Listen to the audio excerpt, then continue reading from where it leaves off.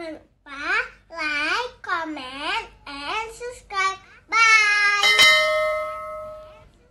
Wabarakatuh. Waalaikumsalam.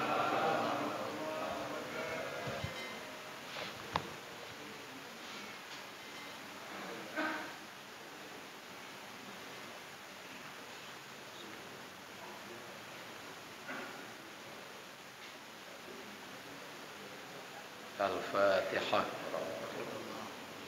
A'udzubillahi minasyaitonir rajim. Bismillahirrahmanirrahim. Alhamdulillahi rabbil alamin. Arrahmanir rahim. Iyyaka na'budu wa iyyaka nasta'in. Ihdinas siratal mustaqim. Siratal ladzina an'amta 'alaihim ghairil Bismillahirrahmanirrahim. Allahumma alhimna ilman naftahu bihi awamiraka wa nawahiyaka warzuqna fahman na'lamu bihi kaifa nunajiyuka ya arhamar rahimin. Allahumma arzuqna fahman nabiyyin wa hifdzal mursalin wa ilhamal malaikatil muqarrabin rahmatika ya arhamar rahimin. Allahumma akrimna binuril fahmi wa akhrijna min dhulumatil wahmi waftah lana abwaaba rahmatik wansur alaina hikmataka ya arhamar rahimin. Walhamdulillahi rabbil alamin. Para jamaah yang dirahmati Allah, pada siang yang berbahagia ini kita mencoba memahami yaitu buah daripada melaksanakan puasa Ramadan, buahnya. Secara umum mungkin kita sudah tahu, yaitu buahnya, puncaknya nanti kita kembali kepada fitrah, maka disebut nanti Aidul Fitri. Aid itu kembali, fitri, fitrah, kembali kepada kebersihan, kepada kesucian. Maka ada hadis, karena itu hadis bagaimana bunyinya, orang yang berpuasa itu bersih dari dosanya bagaikan bayi yang baru dilahirkan. Maka nanti buahnya adalah itu dia tadi, Aidul Fitri. Aidul Fitri yang kita maksud di sini adalah yang Aidul Fitri yang hakiki, yang hakiki. Kalau Aidul Fitri sebatas sembahyang 2 rakaat nanti hari raya, itu enggak puasa pun bisa diperoleh. Puasa tidak, tarawih tidak. Uro bengoh, uro raya ya sembahyang juga 2 rakaat selesai, Pak. Bukan Aidul Fitri itu. Maka Aidul Fitri yang hakiki ini yang dimaksud.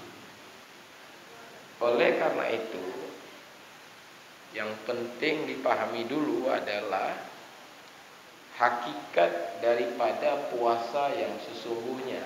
Nah, baru kita mendapati Aidul Fitri yang sesungguhnya juga. Karena yang kita khawatirkan, kita masuk ke dalam hadis, maksudnya ini yang kita takuti ya. Berapa banyak orang puasa tidak mendapat apa-apa melainkan lapar dan dahaga. Nah, ada hadis itu. Jadi kita khawatir kalau kita masuk ke hadis itu, kita termasuk orang yang dimaksud di situ, berarti musibah sih, Pak, musibah. Tidak dapat apa-apa melainkan lapar dan dahaga. Makanya puasa bertingkat-tingkat dia, sebab agama ini terdiri daripada iman, Islam, dan ihsan. Rukun agama, iman, Islam, dan ihsan. Maka ada orang mencapai martabat Islam saja tidak sampai kepada martabat ihsan. Baik. Puasa tingkat pertama adalah menahan diri daripada hal-hal yang membatalkan puasa pada jam-jam tertentu. Tidak makan, tidak minum, tidak berhubungan suami istri, tidak melakukan hal-hal yang membatalkan puasa pada jam-jam tertentu dan niat malamnya. Ya, jam tertentu antara subuh dan maghrib itu sudah habis waktunya. Nah, puasa seperti itu Bapak, itu disebut dengan puasa syariat namanya. Tidak makan, tidak minum, apa namanya puasa apa? Puasa syariat namanya. Makna syariat melaksanakan perintah, menjauhi larangan.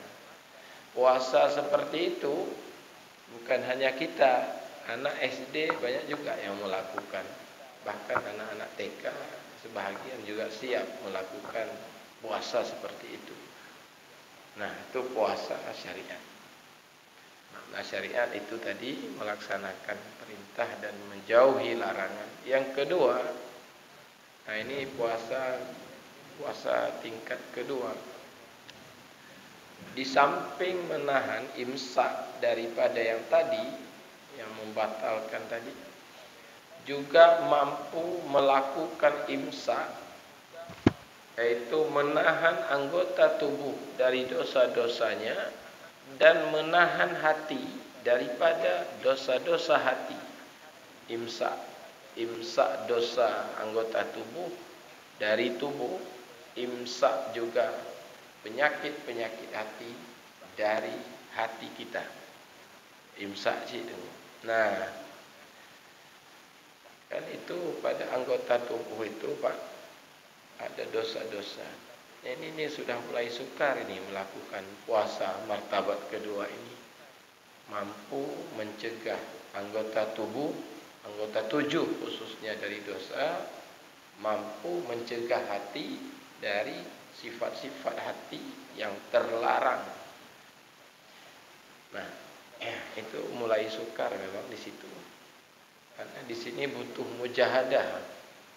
Kalau pengajian begini untuk memahami masalah, bukan untuk mencapai masalah. Nah, sebatas memahami teori dia. Untuk bisa berhasil itu bukan dengan mengaji seperti ini, tapi harus mampu melakukan mujahadah. Beda lagi Pak, puasa tingkat pertama dengan kedua. Tingkat pertama itu puasa syariat itu dia dalam jam-jam tertentu. Kalau puasa martabat kedua tidak ada batas jamnya, karena batas sepanjang hidup dia. Umpamanya menahan hati dari dengki umpama. Kan enggak ada antara subuh dan maghrib, nanti habis tarawih boleh dengki lagi, kan tidak ada. Makanya puasa tingkat kedua tidak ada batas waktu. Baik. Nah, sudah dipahami, saya rasa sudah dipahami. Cuman perlu kita ketahui Bapak-bapak bahwa tidak mampu melakukan puasa martabat kedua itu, ya kan, melainkan ahli tarikat. Melainkan apa? Ahli tarikat. Makanya Syekh Abdul Qadir Jailani, sultan para wali itu, menyebut puasa tingkat kedua ini dengan puasa martabat tarikat, puasa ahli tarikat. Nah, kalau kita tadi sudah memahami apa itu syariat, melaksanakan perintah, menjauhi apa yang dimaksud tarikat. Nah, ini pula tarikat Bapak-bapak maknanya adalah menghadap hati kepada Allah. Itu namanya tarikat. Apa? Menghadap hati kepada Allah. Boleh juga disebut hadir Allah dalam ingatan. Boleh juga disebut dalam beramal Allah diqasad. dituju dalam amal, dalam segala gerak-gerik kita, yang dituju adalah Allah. Itu tarikat namanya. Contoh begini. Kita Pak yang pegawai ini, ketika pagi hari kita keluar dari rumah dengan mobil, di mobil kita belok kanan, belok kiri, simpang ini, simpang itu. Nah, waktu kita dalam mobil itu, hati kita berjalan kemana, Pak Hamdani? Ke kantor, ya? Ke berjalan hati ya. Berjalan hati itu namanya tarikat. Makanya pegawai benar jika dia mengatakan wajjahtu wajhiya lil kantor, betul itu? Karena memang kenyataannya dia sedang melakukan itu. Wajjahtu wajhiya lil kantor. Karena hadap hatinya memang sedang ke kantor, badannya aja di mobil. Belok kanan, belok kiri, lampu merah berhenti, lampu hijau lewat. Itu hatinya berjalan terus itu. Hadap hati itu disebut tarikat. Maksudnya apa hadap hati ke kantor? Terlihat sifat-sifat kebagusan si kantor itu. Kan dengan kantor itu kita bisa mendidik anak-anak kita. Dengan kantor itu kita bisa menafkahi keluarga kita. Itu kan terlihat sifat-sifat kantor itu. Maka menghadaplah hati ke kantor. Tapi Pak, jika kalimat wajjahtu wajhiya lil kantor itu diucap bukan oleh pegawai, itu dusta. Namanya saya pergi ke sawah atau di warung kopi saya duduk, nggak pernah saya menjadi pegawai. Saya mengucap juga hal yang sama. Wajjahtu wajhiya lil kantor, itu ucapan yang dusta. Karena hati saya tidak berjalan kepada kantor, tapi saya mengakui menghadap kepada kantor.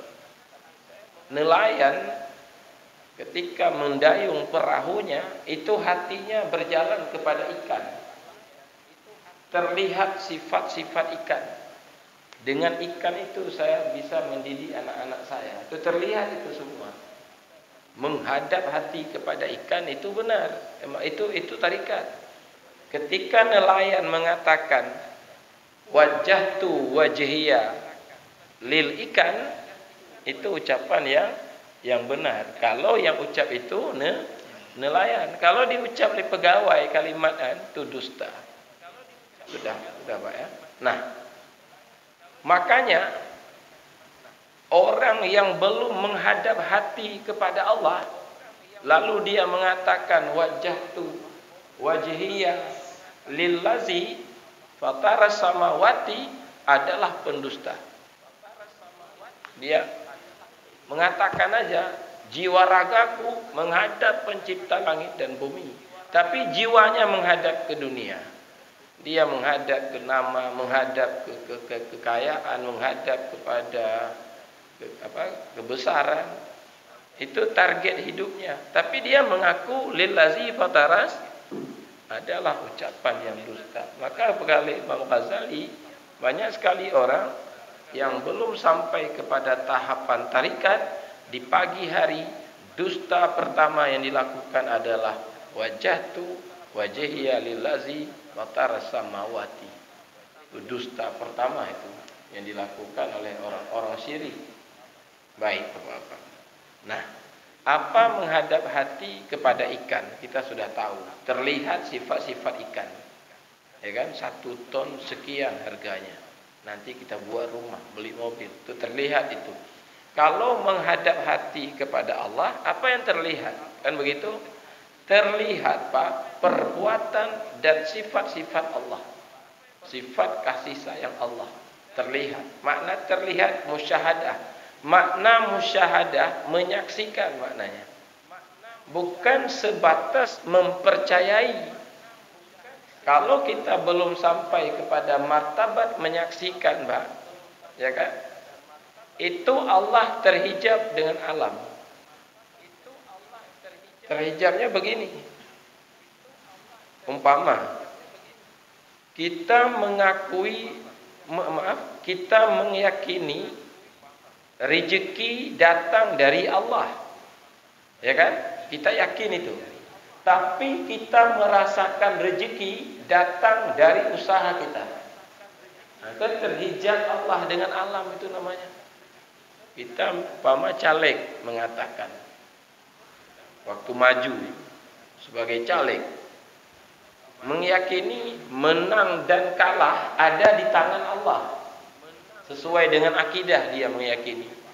Merasakan menang dan kalah tergantung pada masyarakat. Kalau didukung menang, kalau tidak didukung maka caleg lebih dekat dengan masyarakat dia daripada dekat dengan pencipta alam semesta. Itu hijab namanya. Kalau hilang hijab itu namanya musyahadah. Nah, musyahadah itulah yang dimaksud tarikat. Menghadap hati. Dah apa ni? Akhirnya pengertian ni. Contoh je lagi. Pak Maji, Pak Amdani kan urun kaya raya Pak Maji. Amin junekeun. Ya kan? Dan saya karyawan beliau sebagai sopir pribadi pamannya. Jadi beliau betul-betul dermawan beliau. Sebelum saya berjumpa dengan beliau, saya dapat informasi dari Ustadz ini, dari Bapak ini, bahwa Pak Hamdani itu orang dermawan besar, orang yang kaya raya, yang sangat dermawan. Lalu timbullah kepercayaan di hati saya bahwa beliau dermawan. Itu namanya akidah. Nah, bukan musyahadah itu, bukan hadap hati itu namanya. Lalu singkat cerita, saya menjadi bawahan beliau. Kan? Ternyata belum setahun saya bekerja, saya sudah punya mobil baru, sudah punya rumah baru, limpahan dari beliau. Maka Pak, saya banyak uang. Bukan pekerjaan saya, tapi pekerjaan atasan saya. Hilang perbuatan saya dalam perbuatan beliau. Makna hilang, andai ditanya, Ustaz, hebat tak kah? Sudah banyak uang. Bukan saya yang hebat, atasan saya. Nah, itu namanya musyahadah. Dan itu penyebab cinta dan rindu kepada Allah. Dengan akidah, nggak bisa membuahkan cinta dan rindu. Makanya kalau kita tanya Pak kepada semua umat Islam, siapa Tuhanmu? Allah jawabannya. Bagaimana dia? Maha agung, maha hebat, pencipta langit, pencipta bumi. Itu diyakini, tapi ditakuti tidak, dihormati tidak. Karena Allah terhijab dengan alam semesta. Nah Pak, jadi kembali kepada pengajian tadi bahwa yang mampu melakukan imsak terhadap dosa-dosa anggota tubuh dari anggota tubuh, mampu mengimsak dosa-dosa hati dari hati, itu adalah orang-orang yang sudah bisa sampai ke martabat tarikat. Apa makna tarikat tadi? Hadir Allah dalam ingatan, kan? Seperti hadir ikan, hadap hati boleh juga kita sebut. Hadap hati kepada Allah. Makna hadap hati terlihat. Kita jadi pegawai di PLN ini la haula wala quwata ini Pak. Bukan kerja kita ini, bukan iradah kita. Tapi kalau kita masih dalam hijab, terlihat karena pendidikan kita, karena usaha kita, maka kita enggak pernah rindu terhadap Allah. Karena kita melihat diri, bukan melihat Sang Pencipta. Baik, saya pikir itu dipahami. Nah Pak, KB hotel mana ni? Banyak dah. Setengah jam tadi dibilang kan, nampaknya udah setengah jam ni. Okeylah. Sebenarnya napai habis ni bulan Ramadan karena kita sudah ngaji tiap Jumat. Nah, kan? Tapi hana hadir rumahnya enggak ke. Ini penting sekali pengajian tentang seperti ini. Cuman mencapainya tidak mudah, tapi mudah-mudahan orang PLN Aceh sudah martabat kedua ini. Ya. Dari kita lihat nampaknya begitu. Ya. Saya aja yang belum. Saya ini pandai ngomong nih. Kemudian yang ketiga, ini sedikit lagi, martabat puasa yang ketiga. Ini target ngaji kita nanti bukan ini. Untuk memperoleh Idul Fitri ini nanti. Ini masalahnya. Dia terakhir Pak. puasa disebut puasa khawasul khawas, juga disebut puasa ahli hakikat. Nah ini mantap lagi, ini luar biasa nih kalau ada di PLN ada seperti itu. Berarti sudah ada lagi di sini Syekh Abdul Rauf Asingkili. Pegawai di sini siapa namanya? Syekh Abdul Rauf Asingkili. Ini puasa para wali ini namanya. Mampu menahan sir juga batin maksudnya. Mampu menahan sir dari memandang selain Allah. Mampu menahan batin dari memandang selain Allah. Ada itu contoh-contoh di lapangan, seperti pegawai di depan pimpinan itu biasanya Pak, lebih TNI dan polisi, lebih mereka. Karena mereka kalau berada itu bagus tuh sistem TNI yang patut ditiru. Di depan pimpinan itu hilang selain pimpinan. Anaknya hilang, kopinya hilang, rokoknya hilang, ya. Siap Pak, itu hilang yang lain itu contoh. Kalau ada TNI nggak menjawab begini depan pimpinannya, maaf Pak, saya belum minum kopinya, lampu-lamnya juga, ya kan? Karena aturannya begitu, hilang selain pimpinan dalam ingatan. Itu sering kita alami. Seperti wanita-wanita Mesir itu di depan Nabi Yusuf itu hilang dirinya, sehingga tangannya terpotong-potong dengan pisau kehabisan darah dan mati, nggak sadar mereka karena hilang diri namanya. Contoh lain Pak, banyak sebetulnya contoh. Dalam terhadap Allah ada juga seperti itu. Karena begini, kalau Nabi Yusuf dengan TNI polisi tadi sudah dipahami. Kalau pada Allah bagaimana cara pahaminya? Coba. Jadi dipahami dulu alam. Ini alam ini Pak. Ini alam ini tidak berdiri sendiri dia. Ini alam ini. Contoh tidak berdiri sendiri seperti bayang dengan benda. Itu bayang tidak berdiri sendiri dia. Dia ada karena adanya benda. Tanpa benda bayang pun juga hilang. Jadi wujud benda itu, wujud bayang itu adalah wujud benda. Maka hakikat daripada bayang adalah benda. Makna hakikat itu sumber, asal. Hakikat daripada bayang adalah benda. Hakikat daripada garam adalah air. Oke Pak, hakikat. Tapi kalau kenyataan garam bukan air. Kenyataan garam, benda-benda butir-butir putih yang rasanya asin. Itu kenyataan garam. Tapi hakikat garam adalah air. Nah, makanya Pak. Tapi jangan lupa, garam bukan air. Garam tetap garam namanya. Air tetap air namanya. Tapi hakikat garam air. Wujud garam itu wujud air dia. Nggak ada wujudnya, nggak ada wujud sendiri dia. Saya tekan jangan lupa, itu penting sekali. Makanya Pak, jika kita mengatakan kepada garam yang ada di piring, ini adalah butir-butir putih yang rasanya asin. Itu betul. Dan betul juga ketika katakan ini adalah air. Nah, betul? Betul, maksudnya hakikat. Alam begitu juga Pak. Alam ini tidak punya hakikat. Dia hakikatnya adalah Allah. Alam kalau kita lihat kenyataan, dia makhluk namanya. Lemah, tidak berdaya, makhluk. Tapi kalau kita lihat kepada hakikat, alam ini adalah Allah. Kan betul? Karena alam bersumber dari Allah, dicipta oleh Allah. Dia tidak punya wujud sendiri, tidak berdiri sendiri dia. Nah Pak, orang yang masih berada dalam hijab, kalau melihat lukisan, hanya melihat lukisan. Kalau orang yang basirah, yang sudah terangkat hijabnya, dia melihat lukisan itu, yang terlihat bukan lukisan, tapi karya sang pelukis.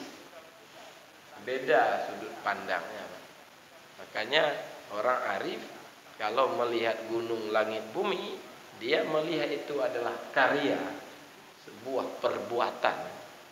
Sedangkan orang yang hijab kalau melihat gunung, yang ke gunung yang nampak. Kalau melihat laut, laut yang nampak. Makanya kita melihat lemah bapak ini, nampak bapak itu. Makanya kita banyak takut ke bapak ini, tidak senang ke bapak itu. Padahal itu alam semua, nggak ada wujud dia. Itu adalah karya daripada sang pencipta. Maka dikatakan oleh orang sufi, wujudmu adalah dosa bagimu. Wujudmu adalah dosa bagimu. Maka kita yang tak munafik, Pak. Karena terhijab Allah dengan alam. Munafik apa? Enggak enak dengan bapak ini, enggak enak dengan bapak itu, takut untuk ini, takut untuk itu. Akhirnya kita takut kepada bayang-bayang. Sehingga kebenaran enggak berani kita sampaikan karena enggak enak. Ya, ini ada gubernur ini pendengar, enggak enak kita sampaikan depan beliau. Jadi dia, kepada siapa juga disampaikan kebenaran, pada masyarakat kampung yang tidak ada kuasa. Kalau depan penguasa nggak berani kita sampaikan karena ditangkap, nggak enak macam. Kita takut kepada bayang-bayang akhirnya. Nah ini tauhid seperti ini Pak, tauhid hakiki. Puasa mereka mampu menahan diri dari menyaksikan selain Allah. Baik, sudah selesai saya pikir tentang puasa. Kita masuk sedikit lagi. Buahnya adalah Idul Fitri. Nah itu Pak, Idul Fitri hakiki ini maksudnya, bukan Idul Fitri sembahyang 2 rakaat pada hari raya itu. Itu orang tidak puasa juga bisa. Nah, dikatakan di sini, bukanlah hari raya itu soal baju baru, rumah baru, makanan-makanan lezat, bukan itu hari raya. Tapi hari raya itu ada beberapa buah-buahnya, di antaranya, ini banyak sekali nggak habis kita baca hari ini. Di antaranya lapang dada dengan nur iman, terbuka dada dengan nur iman, lapang dada. Ini iman kita ini ada iman mati, Pak. Tahu iman mati? Sebatas percaya Allah Tuhan kita, tapi kita nggak takut, nggak cinta padanya, nggak bisa kita bertawakal padanya. Nah itu iman belum bercahaya. Maka orang salat tarawih di kampung-kampung ada baca doa ini. Di PLN ada salat tarawih enggak? Ada doa ini. Allahumma ja'alna bil imani kamilin. Berikan ya Allah iman kami iman kamil. Ini kamil nih. Tanda iman kamil itu 3 dia. Tanda orang imannya mulai bercahaya itu ada 3. Pertama, dia selalu hatinya menghadap akhirat. Walau badannya di kantor, badannya di laut, di kebun, hadap hatinya akhirat. Makanya orang begini jangankan salat Pak, makan aja jadi ibadah dia. Karena dia apapun gerak-geriknya lillahi rabbil alamin tuh. Itu hadap hati namanya. Seperti kita dari Banda Aceh ke Medan, itu hati sudah berjalan ke Medan. Makanya kota-kota yang kita lalui yang sebelum Medan itu nggak bisa mempengaruhi kita, karena hati kita sudah menghadap ke Medan. Yang kedua, tanda iman bercahaya, dia zuhud kepada dunia. Zuhud Pak tahu, dingin hati kepada dunia. Sama emas dengan batu biasa, itu zuhud namanya. Bukan nggak boleh ada harta, bukan nggak boleh punya uang yang banyak, hatinya tidak mencintainya, itu zuhud namanya. Itu luar biasa kalau kita dapati, dan tidak mudah. Orang alim aja belum tentu zuhud. Sama seperti dokter kan belum tentu sehat Pak. Kan beda, ilmu kesehatan beda dengan sehat. Ya, agama begitu juga, belum tentu orang bisa baca kitab-kitab agama itu dia memiliki apa yang dia baca. Beda-beda memahami dengan memiliki, itulah tadi. Sehat beda dengan ilmu kesehatan. Makanya banyak juga dokter jantung meninggal gara-gara penyakit jantung. Itu banyak. Lagi yang kira-kira seperti nelayan itu ada juga di rumahnya nggak ada ikan. Orang PLN ada nggak ada listrik di rumahnya? Mungkin ada juga satu dua. Begitu kira-kira.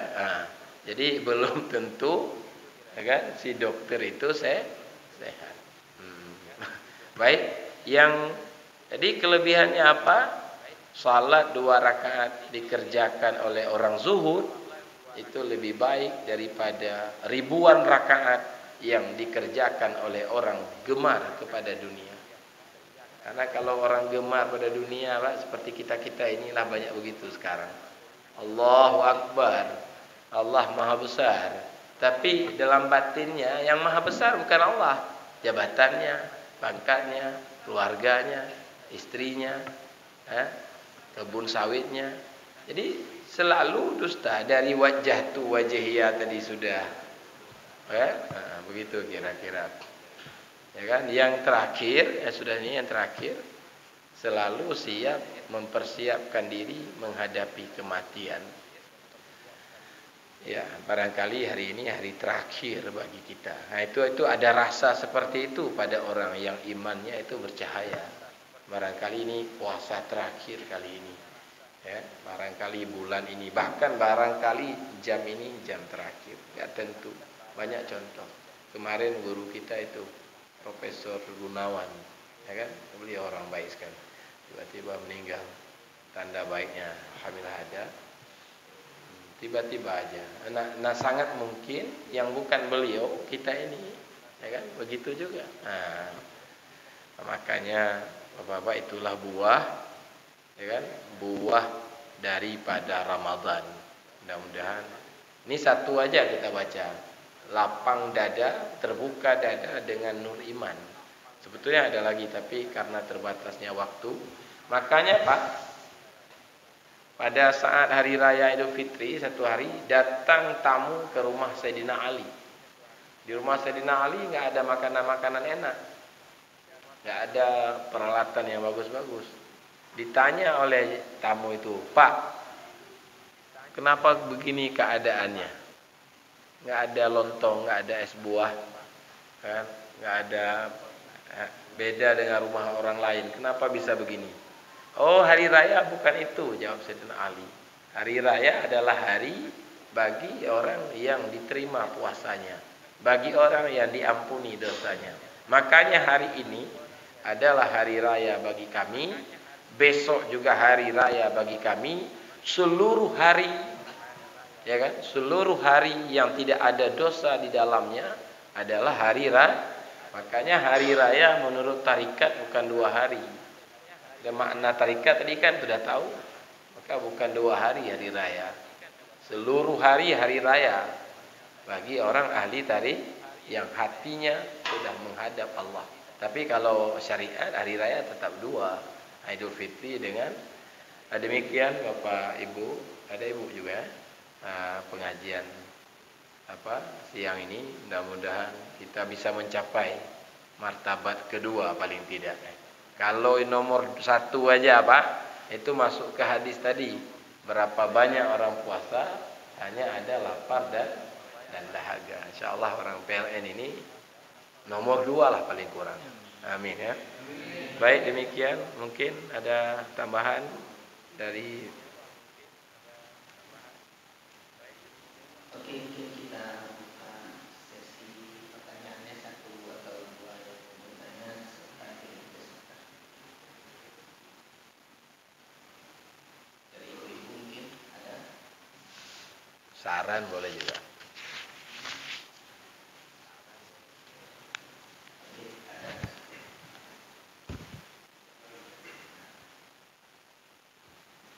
Bismillahirrahmanirrahim. Assalamualaikum warahmatullahi wabarakatuh. Ustaz, yang ingin saya tanyakan adalah sering kita mengucapkan bahwa yang baik itu datang dari Allah, tapi yang buruk dari diri sendiri. Nah, kalau kita memahami yang sedang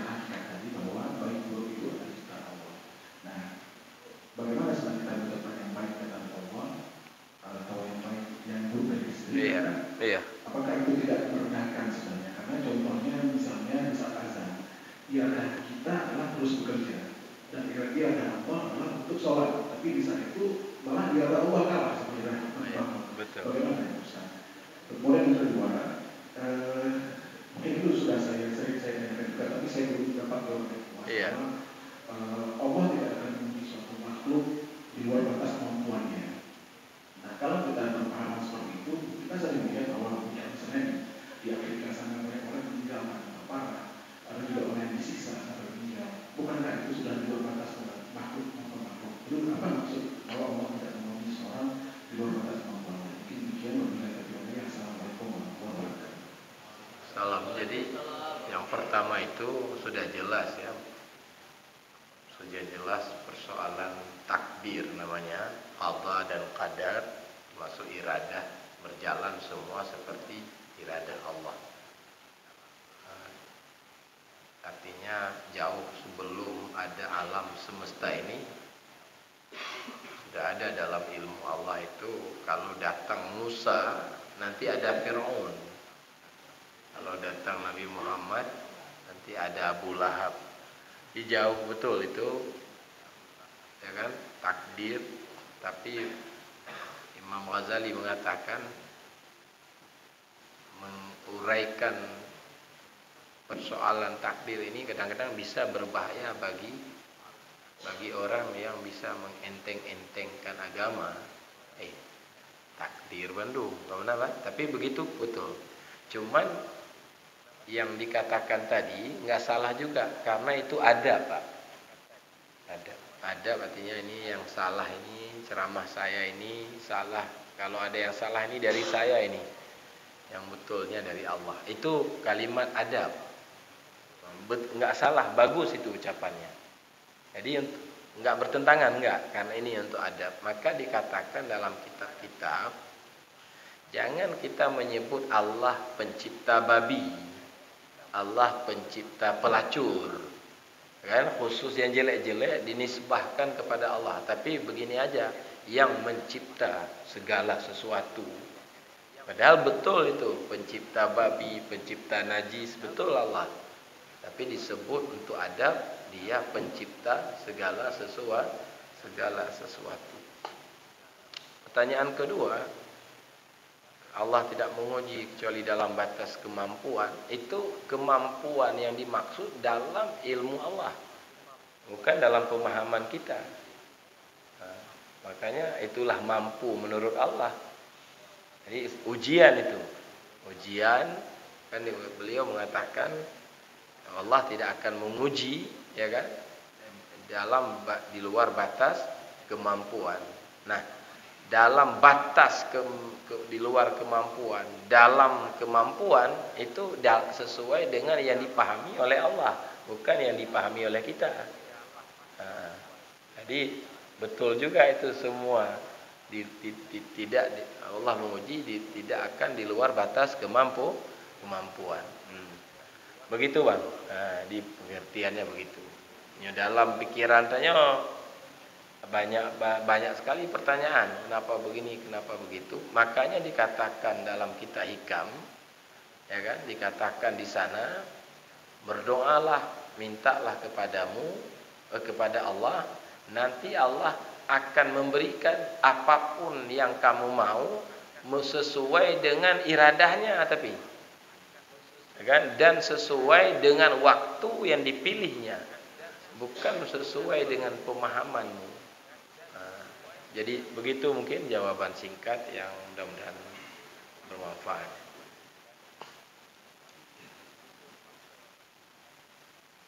Mungkin waktu dua ya yang memisahkan kita. Mungkin demikian saja tausiah singkat hari ini. Mudah-mudahan bisa bermanfaat dan kita mungkin bisa tergolong kepada puasa yang kedua tadi. Paling tidak.